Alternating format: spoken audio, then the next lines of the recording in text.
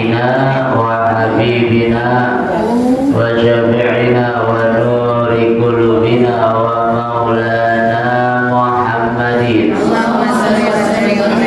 وعلى آله وصحبه أجمعين. سبحانك لا علم لنا إلا ما علمتنا إنك أنت العليم الحكيم. رب اشرح لي صدري ويسر لي أمري واحلل عقدة من لساني يفقهوا قولي بجاه النبي وصحبه وآله. أما بعد. Yang sama kita muliakan dan kita hormati pimpinan Majelis Ta'lim Al-Khairiyah Ibu Haja Siti Rahmah. Amin. Yang kita doakan panjang umur, sehat afiat, dikabulkan segala hajat-hajatnya oleh Allah Subhanahu wa taala. Amin. Amin ya rabbal alamin. Yang sama kita muliakan para ustazat, guru-guru yang hadir, Ustazah Haja Aziza, Ustazah Haja Asia, Ustazah Haja Dewi, dan Ustazah Haja Nurnaila, dan segenap para ustazat yang lainnya yang kita doakan guru-guru kita panjang umur, sehat afiat, dan dijauhkan dari segala penyakit zahiran wa batinan. Amin. Amin ya rabbal alamin. Para sesepuh, orang-orang tua kita yang hadir, Ibu Haja Wasia, dan yang lainnya yang kita doakan panjang umur, sehat afiat, dijauhkan dari segala penyakit zahiran wa batinan. Amin. Amin ya rabbal alamin.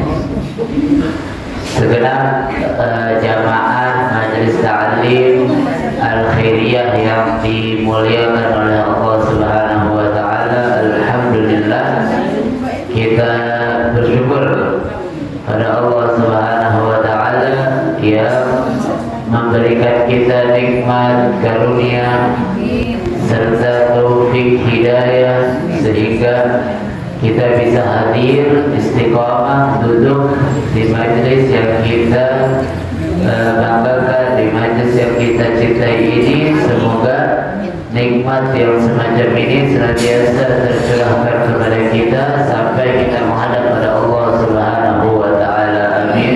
Amin ya rabbal alamin. Salawat beserta salam kita aturkan kepada junjungan kita Nabi besar Muhammad sallallahu alaihi wasallam yang telah menuntut kita umatnya minal dhulumati ila nur, minal akhlaqil fasidah ila akhlaqil karimah. Hadirin hadirat yang dimuliakan oleh Allah Subhanahu wa taala, langsung saja kita lanjutkan kajian kita, yaitu kitab Nasaihul Ibadah yang dikarang oleh Al-Imam Syihabuddin Ahmad Ibn Hajar Al-Asqalani sampai kepada babur rubai ila anqala wal maqalatut tasi'ah qala aydan radhiyallahu ta'ala anhu arba'atun zahiruhunna fadilatun wa batinuhunna faridatun mukhalafatus salihin fadilatun wal iqtida bihim faridatun wa tilawatul Qur'an fadilatun wal amalu bihi faridatun wa ziyadatul kuburi fadilatun wal isti'dadu laha faridatun wa iyadatul maridi faridatun wa ittikhadul wasiyah faridatun. Al-maqalatut tasi'ah, bagian rubaiyah, bagian yang 44, maqalah, ungkapan perkataan yang ke-9. Qala Sayyiduna Utsman aidan, berkata Sayyidina Utsman bin Affan, sahabat Nabi Sallallahu Alaihi Wasallam yang dikenal dengan hati yang lembut, perangai yang lembut, gampang nangis. Ini Sayyidina Utsman bin Affan, orang kaya yang royal, bahkan hartanya masih berjalan. Wakaf Sayyidina Utsman masih berjalan sampai saat ini di Saudi. Di pahalanya masih ngalir sampai gini hari. Kebaikannya masih mengalir, masih dirasakan orang-orang yang hidup di zaman sekarang. Ini orang kaya yang royal, yang nggak pernah mungkin kebaikannya. Kalau udah ngasih lupa sama kebaikannya. Ini langka juga orang model begini. Kadang-kadang orang royal baik, nggak pernah diukit nggak. Tapi kalau memang ada masalah langsung diukit semuanya. Begitu. Padahal udah tertahan, udah tidak diukit bertahun-tahun, sekalinya ada masalah langsung diukit semuanya. Segala macam dikata oleh waliyadzubillah, na'udzubillah. Nah, ini Sayyidina Utsman, kebaikannya masih dirasakan orang-orang zaman sekarang. Radhiyallahu ta'ala anhu wa ardhah. Nah, beliau berkata, arba'atun, ada 4 perkara, zahiruhunna fadilah, yang mana zahirnya itu yang 4 adalah kebaikan yang banyak, fadilah, keutamaan, kebaikan yang banyak. Jadi kulitnya kebaikan, batinuhunna, dagingnya, dalamnya itu adalah faridatun, kewajiban. Jadi 4 perkara ini jika terlihat dari luar itu adalah kebaikan yang luar biasa, tapi kalau didalami dan diselami maka itu adalah kewajiban yang wajib dilaksanakan. Apa aja tuh yang 4? Ya langsung aja. Mukhalatatus salihin fadilatun, berkumpul, bergaul dengan orang saleh, menjalankan segala hak-hak Allah dan hak-haknya orang saleh, itu adalah fadilah, utama. Bergaul dengan orang saleh. Dan Allah katakan di dalam Al-Quran, kunu ma'as shadiqin. Kita perintahnya bukan hanya untuk menjadi orang-orang yang sidik. Orang yang sidik ini jujur, jujur pada dirinya, jujur pada orang lain, jujur kepada Allah. Sidik, sungguh-sungguh dalam imannya, sungguh-sungguh dalam ibadahnya, sungguh-sungguh dalam ketakwaannya kepada Allah Subhanahu wa ta'ala. Ini Allah perintahkan kunu ma'as shadiqin, kumpul, berkumpul, bergaul sama orang-orang yang sidik, orang-orang yang saleh, orang-orang yang baik. Begitu. Disebutkan di ayat yang lain, wa yauma nad'u kulla unasin Nanti itu hari kiamat dipanggil orang-orang dengan pimpinannya, dengan gurunya masing-masing, dengan imamnya masing-masing. Begitu. Jadi kita hidup memang nggak bisa sendirian dan nggak boleh sendirian hidup. Harus kita punya pegangan untuk kita jadikan qudwah, untuk kita jadikan uswah, untuk kita jadikan suri tauladan. Begitu, guru yang kita mesti jadikan suri tauladan. Tentunya untuk seseorang yang kita jadikan suri tauladan harus orang-orang yang benar-benar mengamalkan dengan ilmunya, bukan hanya karena status sosialnya. Dia itu orang terpandang, nah kita jadikan guru. Dia itu orang kaya, nah kita jadikan guru. Dia itu orang yang punya jabatan, kita jadikan guru. Nah, tapi yang paling mengamalkan dengan ilmunya, yang paling mirip dengan Rasulullah, gaya bicaranya, gaya makannya, gaya berpakaiannya, gaya bergaulnya, nah, itu yang kita jadikan panutan. Makanya Allah dengan gamblang katakan laqad kana lakum fi Rasulillahi uswatun hasanah. Nggak salah Allah katakan hal yang demikian, nggak keliru, nggak meleset, sama sekali nggak ada melesetnya. Allah jadikan Nabi Muhammad sebagai panutan, sebagai suri tauladan, sebagai orang yang patut ditiru, nggak meleset sama sekali. Sebab semua kebaikan, semua yang bagus-bagus dari sifat, dari akhlak, dari tabiat, semua ada di Nabi Muhammad SAW.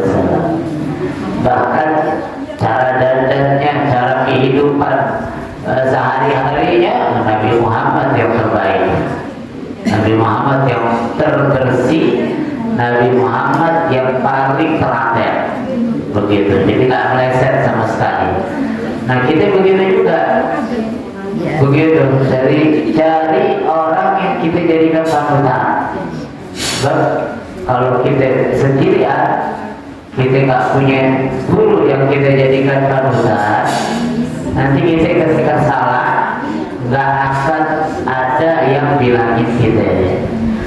Merasanya udah paling bener aja udah.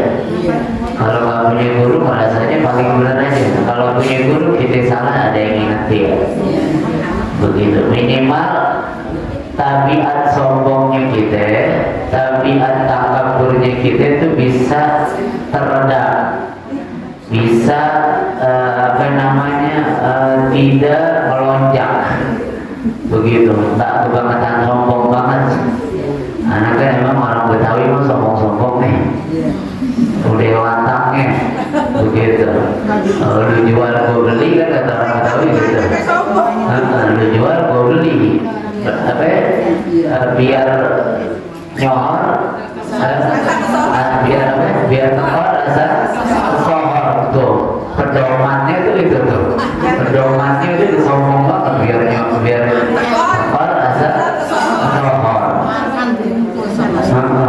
Begitu. Memang apa namanya, kalau nganggur nomor satu deh, kalau orang Betawi itu nganggur ini nomor satu. Isinya mah kagak ada. Begitu. Sampai ngambuk ya, 3 kali lebaran gak datang-datang. Begitu. Nah kalau kita punya guru, nah kita diingetin, terus ada yang ingetin. Kan lumayan, kalau guru yang ingetin lumayan, cuma dibilangin doang, paling banter kita dikatain. Nah kalau Allah yang ingetin kan repot. Kalau Allah yang ingetin lebih berat lagi, bisa jadi celaka, bisa jadi kehilangan seseorang, kehilangan barang dan lain sebagainya. Yang lebih mengerikan lagi kalau sampai gurunya nggak ngingetin, Allah nggak mau ngingetin juga. Ini yang lebih bahaya. Jadi ini yang lebih bahaya.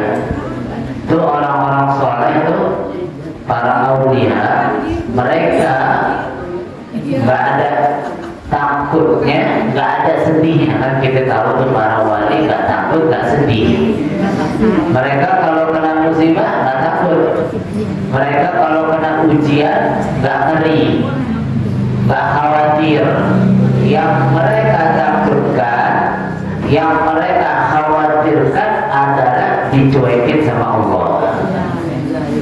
Dicuekin sama Allah. Hidup makin jauh sama Allah tapi tetap kaya raya. Hidup makin jauh sama Allah tapi sehat afiat. Hidup makin, jangan amin, sial namanya. Hidup makin jauh sama Allah namun terlihat sukses, sejahtera. Ini yang bahaya. Begitu. Apa namanya? Sedekah nggak pernah, hadir pengajian nggak pernah, ngomongin orang paling rajin, caci maki orang nomor 1, tapi hidupnya bahagia, anaknya sehat-sehat, kaya raya. Ini yang bahaya. Ini yang bahaya karena nggak ditegur sama Allah Subhanahu Wa Taala. Waliyadzubillah, na'udzubillah. Makanya ini yang pertama, Sayyidina Utsman bin Affan mengatakan berkumpul dengan orang soleh adalah keutamaan. Kumpul sama orang soleh ini penting. Itu ulama katakan asiru, terbanyak daripada kawan. Terbanyak daripada kawan. Kita teman aja suruh berbanyak, kenapa? Boleh jadi kita masuk dalam syafaat teman kita. Itu teman, apalagi guru, begitu. Itu teman. Nah, cuman kita kalau cari teman, cari kawan, cari sahabat, itu yang baik-baik aja. Kenapa? Sebab agama kita, akhlak kita, perangai kita, kelakuan kita itu tergantung teman kita. Tambah saya kuat, gak bakal tergoda dengan tingkah laku teman, gak bakal goyah, gak mungkin. Sebab Nabi yang tegesin, al-mar'u ala dini khalili, falyanzur ila man yukhalilu, falyanzur ahadakum ila man yukhadilu, kata Nabi SAW. Kata Nabi SAW, agama seseorang itu tergantung agama temannya. Tuh Nabi sampai bilang begitu. Agama seseorang tergantung agamanya temannya. Imannya seseorang tergantung keimanan temannya. Akhlaknya seseorang tergantung akhlak temannya. Maka lihat-lihat kita bergaulnya sama siapa. Lihat-lihat orang itu bergaul dengan siapa. Mesti lihat. Apa namanya? Al-Habib Abdullah bin Husain bin Tahir, ulama besar, berkata juga, beliau itu mengatakan,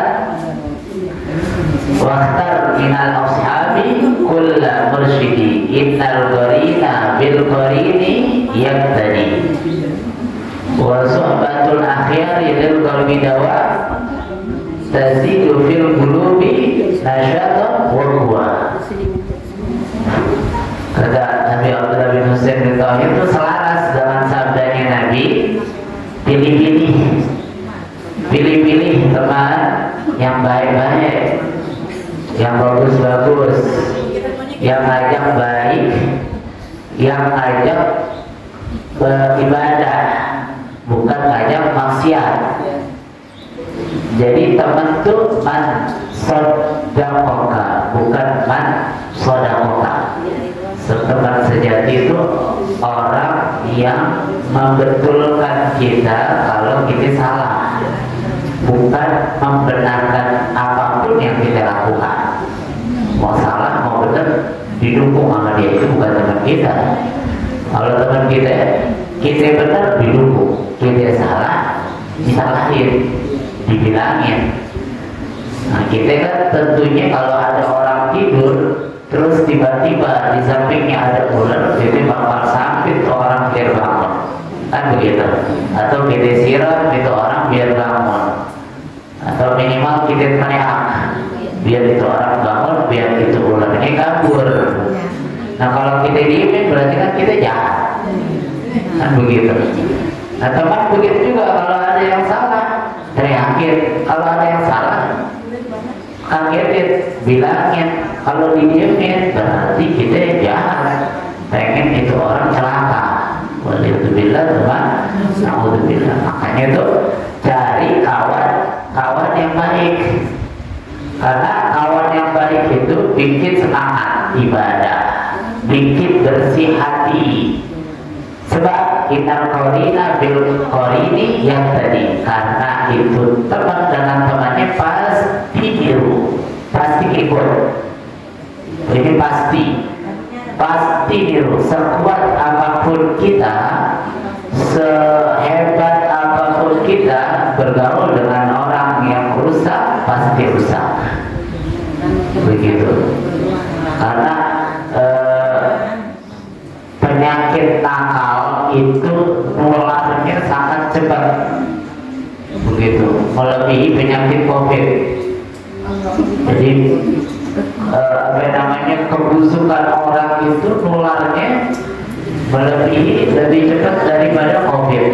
Ini sangat bahaya, sangat berbahaya. Nah, kita sering dengar ungkapan kalau main sama minyak wangi jadi wangi, main sama tukang besi minimal bau asap, nggak kena apinya minimal bau asap gitu. Begitu. Itu Al-Quran nempel. Al-Quran tuh kulitnya dari apa? Dari kulit atau dari kertas. Itu kulit nempel sama sama drum atau sama kayu, jadinya dipukulin. Jadi apa? Jadi beduk, dipukulin tuh. Nah, jadi sedang diinjak-injak ke kulit. Tapi nempel sama Al-Quran, nempel sama sesuatu yang mulia, jadi mulia tuh. Diciumin, nggak berani ditaruh di bawah tuh kulit. Jangankan diinjak, ditaruh bawah aja nggak berani. Diangkat, ditaruh di setinggi-tingginya, diciumin, dipegangin. Walaupun pegangnya kadang-kadang bulan puasa doang, begitu. Tapi insya Allah tiap hari dibaca, begitu. Jadi anak pergaulan itu penting, karena al-bi'ah war-wada tughayyiru tiba, lingkungan dan air susuan itu mempengaruhi tabiatnya seseorang. Tabiat ini kan paling susah dirubah. Tabiat seseorang sangat susah dan paling susah, bahkan bisa dikatakan mustahil untuk berubah, tapi bisa berubah dengan apa? Dengan lingkungan. Kalau lingkungannya baik, berubah jadi baik. Kalau lingkungannya buruk, berubah jadi buruk. Begitu. Makanya tuh seringkali kita lihat ulama-ulama kita melihat anak-anak kecil main di musala, main di masjid, nggak diomeli, berisik padahal ganggu, biarin, nggak apa-apa. Biar itu anak, biar itu bocah terbiasa dengan lingkungan yang baik, begitu. Nah kalau dia nggak lari-larian di musala, di masjid, dia lari-lariannya tapi jalanan. Kalau di jalanan macam-macam, ada orang main judi, ada orang mabok-mabokan, ada orang segala macam ada. Begitu akhirnya yang ditiru model begitu. Maka kita lihat aja nih, kalau ada lomba 17-an, lomba pertandingan sepak bola. Kita lihat anak kecil pinggir-pinggir jalan tuh yang nggak bisa main bola, megangnya bawa-bawa bola. Ada lomba bulu tangkis, ada perlombaan bulu tangkis. Anak kecil pinggir jalan main bulu tangkis, nggak punya raket dia bikin dari kayu. Oh, zaman dulu pada kayu tuh, tangkok tuh begitu. Niru apa yang dia lihat. Nah kalau lombanya itu main remi, main gaplek, ya anak kecil ikut-ikutan dan bawa gaplek kan, begitu. Nah kalau lomba ditampilkan di lingkungan kita penampilan yang buruk, anak-anak kecil bakal ikut penampilan yang buruk, begitu. Makanya itu tanggung jawab kita untuk menciptakan lingkungan yang baik. Tanggung jawab kita menciptakan lingkungan yang baik, begitu. Nah, makanya perintahnya kita untuk selalu bergaul dengan orang yang baik. Perintahnya kita untuk selalu berkumpul dengan orang-orang saleh, dengan guru atau dengan kawan-kawan yang baik-baik, yang saleh, yang hatinya bersih. Tahu nggak, orang tuh kelihatan hatinya bersih itu ketika kita kumpul dengan dia, memandang dengan dia, itu hati tergerak untuk pengen berbuat baik. Berarti ini orang hatinya bersih. Ini orang tanda hatinya bersih. Nah kalau kita kumpul sama dia, bawaannya mau emosi aja, bawaannya gedek aja sama orang lain, bawaannya timbul rasa benci, itu berarti dia bukan orang baik. Bukan orang baik. Mungkin terhormat, iya terhormat. Mungkin hebat, iya hebat, tapi bukan orang baik. Orang hebat belum tentu baik, orang terhormat belum tentu baik, begitu. Tapi orang baik pasti terhormat, kan begitu. Terhormatnya di sisi Allah Subhanahu Wa Taala. Jadi bergaul dengan orang soleh utama. Nabi juga ajarin kumpul sama orang soleh. Nah sekarang kumpul sama orang soleh, kumpul sama ustaz, kumpul sama kiai, kumpul kita cari faedah, cari apa namanya ilmu, cari hal yang menjadi permasalahan kita. Kita punya masalah cara sholatnya kita. Kadang-kadang orang itu nanya sama ustaznya, nanya sama gurunya, sama kiainya pertanyaan yang remeh, yang nggak penting. Nanya masalah yang apa namanya, bukan dia pengen cari jawabannya, cuma pengen cari perbandingannya. Jarang orang nanya, Ustaz saya nggak bisa cara mandi wajib gimana ya, Ustaz saya nggak tahu ini rukunnya yang batalin wudu apa ya, Ustaz yang batalin sholat tuh apa aja ya, Ustaz apa namanya rukun sholat ada berapa ya, Ustaz apa namanya rukun wudu ada berapa ya. Ini air yang bisa dipakai untuk mensucikan najis, untuk mengangkat hadas kecil, ini air yang model kayak gimana ya. Nah air yang suci mensucikan itu seperti apa, air yang musamal itu seperti apa, padahal dia nggak tahu itu. Begitu yang ditanya macam-macam, Ustaz gimana sih biar cepat dapat jodoh nih, cucu belum nikah, Ustaz gimana sih ini biar cepat kaya, Ustaz gimana, macam-macam. Ini Ustaznya udah kayak dukun, begitu. Akhirnya fungsinya kiai, fungsinya Ustaz berubah jadi dukun, begitu. Datang minta air nih, biar bawa air nih, biar tanah di sono biar cepat laku nih, begitu. Ya mau Ustaz dia ada nih, akhirnya ternyata dikabulkan, udah ganti fungsinya nih, Ustaz yang doanya mustajab, Ustaz yang sakti madraguna. Akhirnya orang datang bukan mau belajar lagi, tapi cuma bawa air, cuma minta doa, begitu. Jadi apa namanya, fungsinya Ustaz berubah, namanya tetap Ustaz. Akhirnya yang lain meniru, begitu. Yang dia memang benar mustajab, yang lain pengen juga didatangin orang minta doa, begitu. Akhirnya cita-cita orang jadi Ustaz biar didatangi dimintain doa. Cita-cita orang jadi Ustaz pengen biar dihormati, biar doanya kabul, biar bisa nyembuhin orang. Begitu. Jadi berubah. Kalau dulu mungkin orang-orang cita-cita jadi dai, mungkin orang-orang dulu gak ada yang cita-citanya jadi dai, gak ada orang cita-cita untuk jadi ulama, enggak. Cita-citanya jadi orang yang alim buat kasih manfaat sama orang. Begitu. Nah kita kalau dimanfaatin sama orang gak usah marah, karena khairun nas anfa'uhum linnas. Sebaik-baiknya orang yang paling memberikan manfaat. Gitu. Yang kaya manfaatnya dari harta. Begitu. Yang nggak kaya, nggak ilmu, nggak alim, nggak kaya, manfaatnya pakai tenaga. Begitu. Yang alim pakai ilmunya. Begitu. Jadi ada posisinya masing-masing. Yang kaya dengan hartanya dia dakwah, bahkan bisa lebih afdal dari yang ulama. Yang ulama dengan ilmunya, yang bertenaga dengan tenaganya, yang setiap orang punya porsinya masing-masing. Jangan semuanya mau diambil. Yang kaya dia, yang alim dia, yang tenaga dia, orang nggak dikasih kerja. Begitu, semuanya mau diambil ya. Ada porsinya masing-masing, ada posisinya. Kalau semuanya mau jadi ustadz, yang jadi murid siapa ya? Kalau semuanya jadi murid, yang jadi ustadz siapa ya?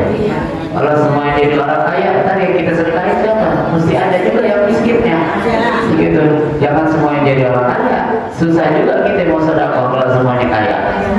Kalau semuanya mau jadi pejabat, ntar yang jadi rakyatnya siapa? Nah kita jadi rakyat udah. Nah kita jadi orang pilih, mau jadi orang kayanya mau jadi orang susahnya. Jadi orang susahnya yang sabar, lebih afdal daripada orang kaya. Jadi orang kayanya yang bersyukur, lebih afdal dari orang yang ini yang susah segala macam. Jadi kita berada pada posisinya masing-masing. Nah itu bisa kita tahu dengan apa? Dengan banyak bergaul sama orang-orang saleh.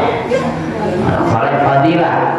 Tapi di samping dari fadilah itu wajib tidak bihim faridah. Kita bergaul sama orang saleh bagus, cakep, keutamaannya banyak. Nah, ini tadi disebutkan keutamaannya baru sedikit. Kalau disebutkan lebih banyak lagi. Itu tahu nggak? Ashabul kahfi, seekor anjing, fazal kalbu. Seekor anjing bisa sukses, bisa mulia, bisa bahagia sebab kumpul dengan ashabul kahfi. Seekor anjing ikutin ashabul kahfi. Ashabul kahfi bukan nabi, mereka orang-orang aulia, orang-orang saleh, orang-orang baik. Itu anjing aja bisa mulia. Mulianya apa yang dia dapat? Dia gak kesentuh api neraka. Itu anjing masuk surga gara-gara kumpul sama orang soleh. Nah, anjing aja masuk surga, gimana kita yang beriman, kita berakal, kita manusia. Begitu. Anjing aja bisa mulia dan kumpul dengan orang soleh. Tentunya kumpul dengan orang soleh itu mesti dengan adab. Tahu nggak adabnya apa itu? Kita punya guru Habib Husain Assegaf, fotonya di pojokan samping tiang tuh. Habib Husain Assegaf, kita punya guru bilang kalau kumpul, kalau datang sama orang soleh, yang paling utama yang mesti kita jaga agar kita dapat keberkahan itu orang, agar kita dapat keberkahan dari Allah, itu adalah jaga hati kita. Jaga hati kita. Kumpul sama orang soleh jangan suzon. Kumpul sama orang soleh jangan cari salahnya. Kumpul sama orang soleh jangan cari aibnya. Begitu. Kadang-kadang kita dekat banget sama guru. Saking dekatnya itu guru jadi gak ada harganya. Begitu. Itu guru pasti punya sir, punya rahasia, punya asbab yang bikin Allah murka atau yang bikin Allah ridha. Bukan berarti guru itu yang sakti, guru itu yang punya keramat, tapi Allah, sistemnya Allah emang begitu. Seorang guru pasti dia itu bisa memberikan anugerah, bisa memberikan keberkahan, bisa mencegah daripada keberkahan, atau bahkan menimbulkan keberkahan Allah. Sama kayak orang tua, ibu nih, bukan ibunya ahli ibadah atau ibunya wali, enggak. Ibu mana aja, mau ibu yang jahat, mau ibu yang nggak ahli ibadah, mau ibu yang nggak pernah sholat sama sekali, dia doain anaknya pasti dikabulkan. Kan begitu. Bukan ibunya yang sakti, tapi emang sistemnya Allah. Seorang ibu itu doanya kabul buat anaknya. Nah guru juga begitu. Dan makanya tuh Habib Hussein Segaf itu guru kita ajarin, kalau datang ke orang soleh, jagain hati kita, jangan sampai suuzon. Biasanya kan kita suka suuzon nih, ngomong enggak, cuman hati nyanyi itu. Hati guru begini amat ya, kan rumahnya kecil amat ya, kan ini begitu macam-macam deh tuh. Nah ini guru begini amat ya, begitu. Nah itu PC-nya miring, nah ini segala macam deh tuh. Nah, itu mesti dijaga. Ini adabnya kita kalau kumpul sama orang-orang saleh. Begitu. Nah, ada lagi yang lebih wajib, wal iktidak bihim. Kita kumpul bagus, kumpul cakep, iktidak, niru akhlaknya orang soleh itu fardhun, itu yang wajib. Jadi jangan kumpul doang sama ustazah, jangan kumpul doang sama kiai, tapi kita juga mesti tiru akhlaknya mereka. Jangan kita ngumpul sama ustazah biar apa? Biar tambah ibadah, biar tambah rajin ketaatannya, bukan biar kesohor doang. Jangan untuk cari pujian dari orang, begitu. Jadi niru mereka lebih utama. Yang paling harus kita tiru siapa? Nabi Muhammad Shallallahu Alaihi Wasallam. Karena beliau ini adalah orang solehnya soleh, orang yang paling soleh ya Nabi Muhammad. Terus wa tilawatul Quran fardhun, fadilah. Baca Al-Quran utama, bagus, cakep. Zayyinu aswatakum, zayyinul Quran bi aswatikum. Hiasi Al-Quran kalian dengan suara-suara yang cakep, dengan bacaan yang fasih. Nah, baca Al-Quran yang penting benar dulu, baru pakai lagu terserah. Jadi kalau belajar Al-Quran, baca yang benar dulu, belajar baca Quran yang benar, baru belajar lagu. Jangan nggak bisa baca Al-Quran, belajar baca Quran pakai lagu, begitu. Lagunya banyak lagi, akhirnya banyak lagu jadi kelaguan, begitu. Kelaguan doang, bacanya salah, banyak lagu doang akhirnya. Nah, kita baca yang penting benar, baca Al-Quran, terutama lagi Al-Fatihah. Karena Al-Fatihah menjadi utama sebab dia kalau bacaan yang salah, sholatnya kita salah.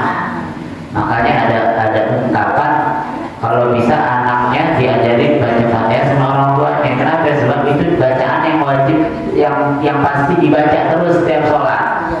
Nah, begitu. Bukan berarti bacaan Fatihah itu wajib yang ngajarin orang tuanya, enggak. Siapapun boleh, cuman rugi gitu.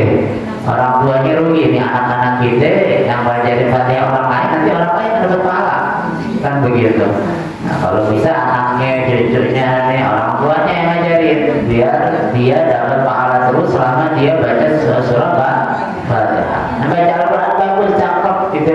Gak usah sebutin keutamaan baca Al-Quran, begitu.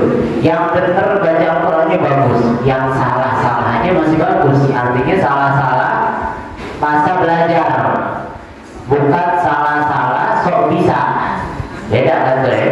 Ada kalanya orang baca Al-Quran sok bisa tapi salah-salah, atau bacaannya teledor sehingga banyak salahnya, itu lain.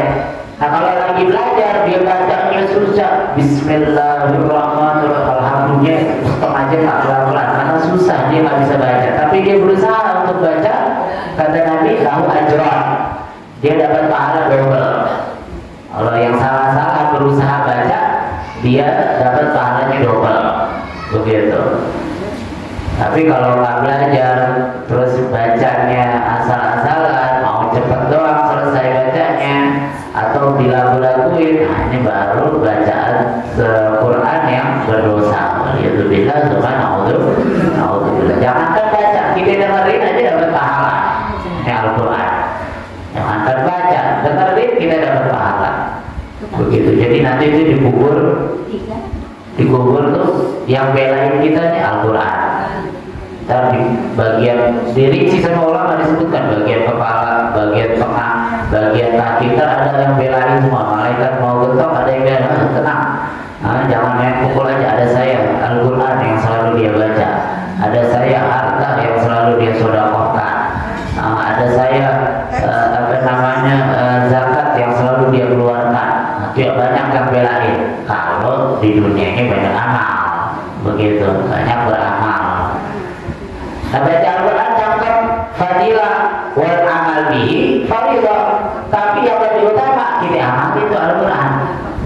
Jadi Al-Quran bukan cuma buat dibaca aja, bukan buat dimusabaqahkan saja, tapi juga untuk diamalkan. Diamalin Al-Qurannya. Al-Qurannya diamalkan.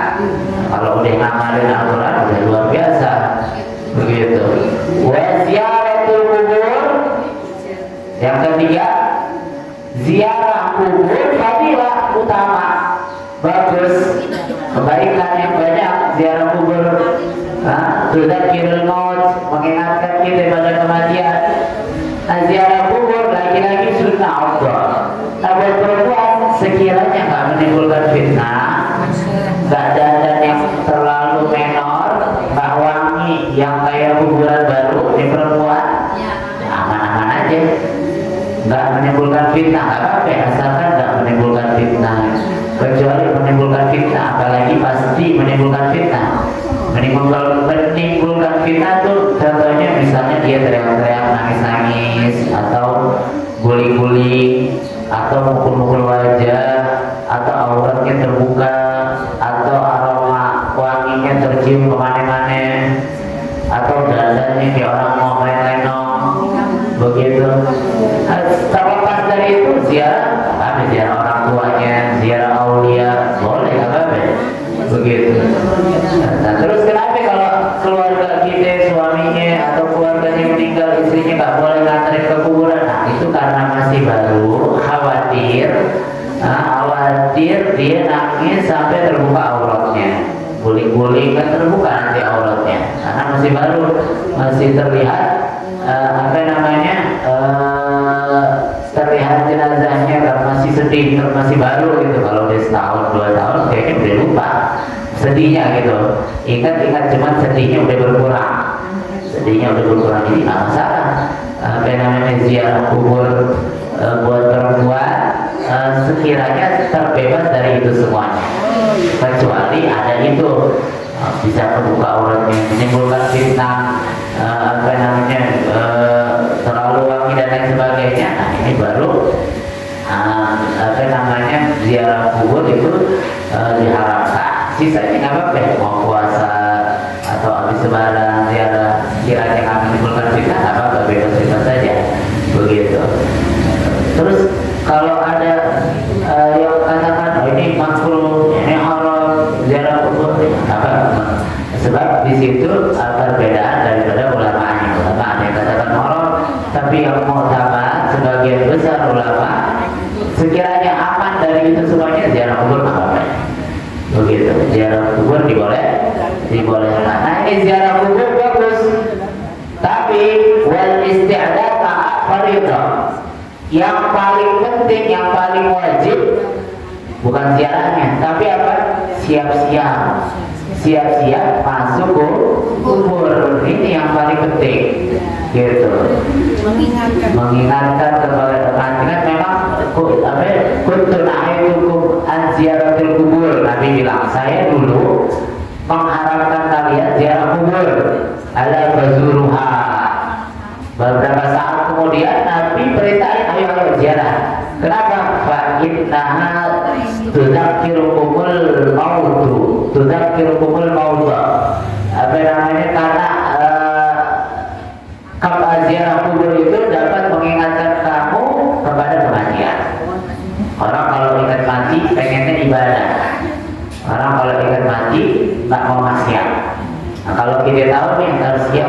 2012 kita bakal mati semuanya.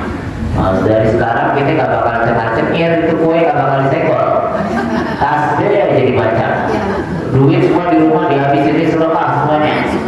Begitu. Kalau tahu, untungnya kita gak ada yang bisa tahu.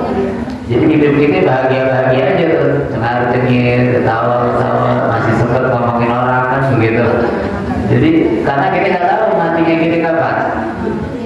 Nah ini dia, siap-siap masuk kubur, ini yang paling penting, persiapan kita istiadat di yaumil akhir. Terus yang terakhir yang keempat, iyadatul marid fadilatun, jengukin orang sakit bagus, cakep, bikin kita bersyukur. Kita kalau kurang-kurang syukur datang ke rumah sakit lah, lihat orang sakit macam-macam, insya Allah kita bakal bersyukur. Begitu. Wa'tiqadul wasiyah fardhu. Bikin wasiat itu adalah suatu kewajiban. Bikin kewajiban, apa namanya, menjalankan, membuat daripada wasiat itu adalah kewajiban. Artinya menjalankan. Kita bikin wasiat dari sekarang boleh apa? Masih sehat, afiat, tulis wasiat. Sunnah. Taruh di bawah bantal atau taruh di lemari wasiat kita tulis, anak-anakku yang aku cintai misalnya, itu tanah di belakang rumah jangan dijual, anak punya orang begitu. Jadi punya orang jangan dijual, bisa dipenjara lagi. Jadi wasiat kalau ada cuma wasiatnya jangan yang aneh-aneh. Kalau nanti anak-anakku kalau saya meninggal, kuburkan saya di samping kubur Nabi, masih aneh namanya. Saya pengetahuan, nyusahin namanya itu, begitu. Iya. Jadi apa yang wasiat? Wasiat yang gampang-gampang aja, jangan susah-susah, yang sekiranya mudah untuk dilaksanakan. Nah kalau bayar utang-utang, hartanya mayit itu cuma sepertiga sisanya. Seperti yang sisa selanjutnya udah buat apa namanya, ahli waris, udah harta anak-anaknya. Makanya Nabi bilang, ya qulu doa mani wa ma malu illa ma akalta fa ablay wa ma akalta fa ablay wa ma labista fa afnay wa ma siwa hadza fa dhaifun aw tarikul linnas. Kata Nabi, orang-orang banyak bilang, ini hartaku, ini mobilku, ini rumahku, ini anakku, ini kepunyaanku, ini jabatanku. Padahal itu semuanya semu, gak ada yang punya dia. Yang dia makan habis, yang dia pakai rusak. Yang sisa apa? Yang punya dia adalah yang dia sedekahkan. Sisanya selain yang dia sedekahkan, itu yang tersisa selain itu infak, itu hartanya hilang, kebakaran, dicuri orang, itu harta. Atau hartanya bakal ditinggal buat orang, buat ahli warisnya, bukan harta dia lagi. Jadi yang punya dia yang sedekahnya. Padahal itu yang punya kita, tapi itu yang paling kita pelit, kan begitu. Yang punya kita justru yang paling kita berat untuk nyimpennya. Kan yang paling punya kita itu yang paling kita sedekah, itu udah punya kita itu. Yang kita kasih anak bukan punya kita, punya anak. Yang kita jadikan warisan jadi punya anak. Syukur-syukur anaknya pakai buat kebaikan. Kalau buat kejahatan kita nggak nikmatin, kita dapat dosanya. Tuh. Makanya Nabi heran, oh orang-orang Bani Adam bilang ini hartaku, padahal itu bukan harta dia. Begitu. Ya kita makan habis, ya kita pakai rusak. Makanya karena yang kita makan habis, yang kita pakai rusak, setiap tahun bikin seragam terus. Anak setahun udah rusak lagi, bikin lagi seragam. Setahun rusak lagi, bikin lagi seragam. Bahkan ada yang setahun 2 kali ini. Begitu. Itu lemari isinya seragam doang. Lemari gak muat satu, ibu rata-rata lemarinya gak 1, pasti 2, 3. Gitu. Nah, masih gak muat tuh, 2, 3 masih gak muat, masih gantung di tembok tuh, masih dibikinin paku-paku buat baju. Begitu. Ya mudah. Mudah-mudahan Allah kasih berkah harta kita, Allah kekalkan harta kita, Allah bisa jadikan, Allah berikan kita taufik hidayah, bisa kita amalkan apa yang kita dengar, bisa kita laksanakan apa yang kita ketahui, dan semoga Allah dekatkan kita kepada orang-orang saleh, dan Allah mudahkan kita untuk ziarah kubur, Allah mudahkan kita untuk ziarah orang sakit, dan semoga Allah berkahkan harta kita, Allah jadikan harta kita harta yang mendekatkan kita kepada Allah Subhanahu wa taala, dan semoga Allah Subhanahu wa taala kabulkan semua hajat-hajat kita, Allah mudahkan segala urusan kita, Allah gampangkan keinginan kita, Allah sampaikan segala cita-cita kita, Allah jadikan keluarga kita keluarga yang penuh dengan keberkahan, Allah jadikan kehidupan kita kehidupan yang penuh dengan keberkahan, Allah jadikan putra-putri, anak cucu kita anak-anak yang saleh-salehah, anak-anak yang berbakti kepada kedua orang tuanya, membanggakan Allah dan Rasulnya, cinta agama dan nabinya, dan semoga Allah Subhanahu wa taala tidak cabut nyawa kita melainkan dalam keadaan husnul khatimah, dalam keadaan husnul khatimah, dalam keadaan husnul khatimah. Ala hadhihi niyah wa ala kulli niyah salihah wa ila hadratin nabi sayyidina Muhammadin sallallahu alaihi wa alihi wa sahbihi wa sallam. Al-Fatihah. A'udzu billahi minasyaitonir rajim. Bismillahirrahmanirrahim. Alhamdulillahi rabbil alamin arrahmanir rahim maliki yaumiddin iyyaka na'budu wa iyyaka nasta'in ihdinas siratal mustaqim siratal ladzina an'amta 'alaihim ghairil maghdubi 'alaihim waladdallin. Amin. Amin amin ya rabbal alamin. Terima kasih atas segala perhatiannya. Lebih kurangnya saya mohon maaf. Hadanallahu wa iyyakum ajma'in. Assalamualaikum warahmatullahi wabarakatuh.